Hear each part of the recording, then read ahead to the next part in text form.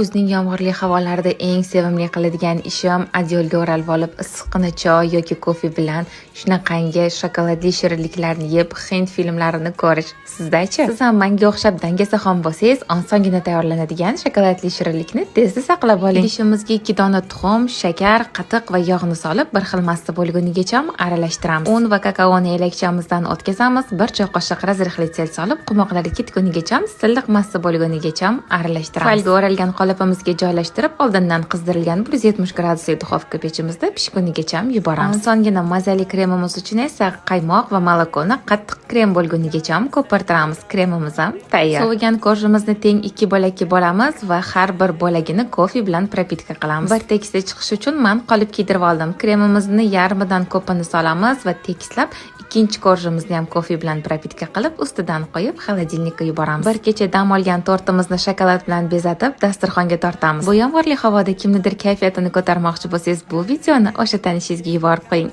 Yoqimli ishtaha.